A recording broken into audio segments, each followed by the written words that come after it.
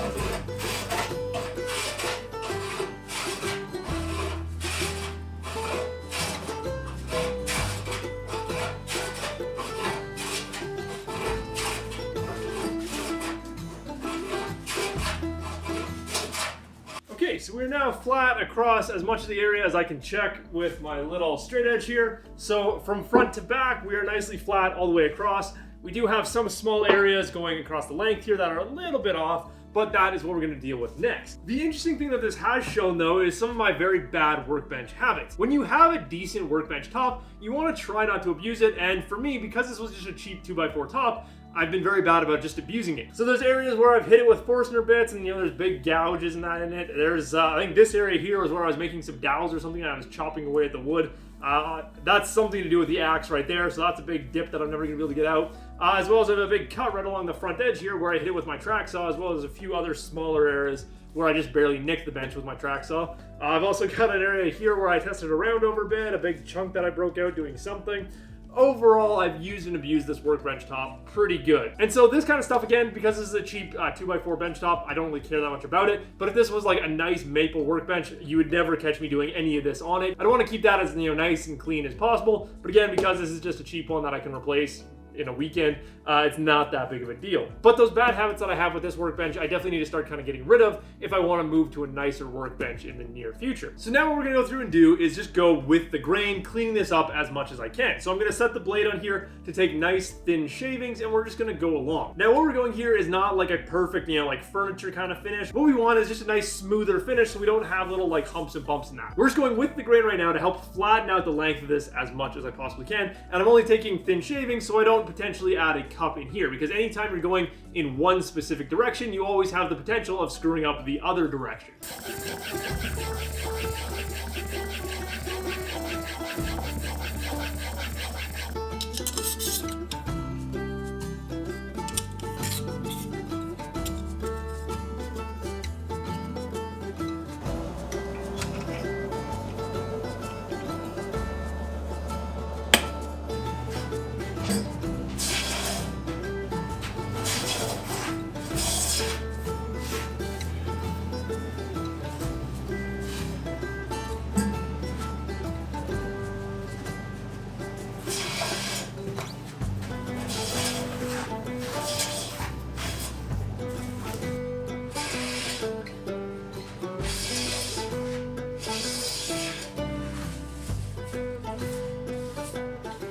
Final step is to run around all of our edges with the block plane and just put a good sized chamfer on here. Right now we've taken off enough material to remove the chamfer that I had on here before, as well as the kind of rounded edges from working on it. We now have a very sharp edge that if you slide your hand along there, you're gonna cut yourself pretty good.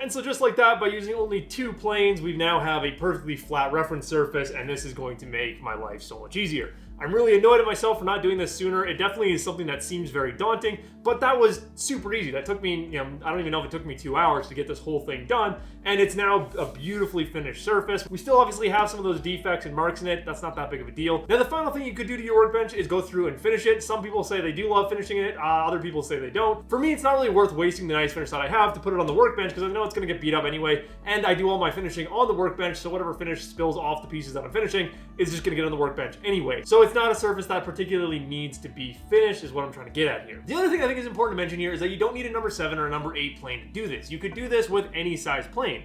The low angle jack from Lee Valley, great option. You can see that it's quite a bit shorter than the number 7 here. That's a very good one. A Stanley number 5, which again is just a little bit shorter than the low angle jack. Again, this would work just fine. But the most common plane that a lot of new woodworkers are probably gonna have is a number 4, which is a very small plane. You could do this whole thing with this number 4, which you can see is less than half the size of the number 7. The only difference is you just have to pay more attention to getting your areas flat. You're gonna have to be a little bit more focused with the shorter guy here, just because your reference area is quite a bit smaller than with the number 7 here, where you've got a very large referencer. So realistically, you can do all the exact same stuff with these 2 planes. The only trick is with the number 4, you just have to pay a little bit closer attention to what you're doing, because it's going to be a lot easier to cut small holes and valleys into your work surface just because of that shorter reference size, whereas with the number 7, it makes it just a little bit easier. So don't stress too much if you can't afford a big expensive plane like the one I've got here. This one actually wasn't expensive at all. If you guys have seen the video, you know what I'm talking about, because you don't need a plane like this. Any hand plane will work. You probably don't want to do your bench with a little block plane. You probably could do it, but it's going to be a lot of work. But even the smaller hand planes will work, is what I'm trying to get at here. So if your workbench is crazy out of flat like mine was, just take an hour or 2 out of your day, get that surface nicely flattened off. It's going to make your life a lot easier for your glue ups in the future, and it also is much more enjoyable to work on a project when it's not rocking around on your workbench.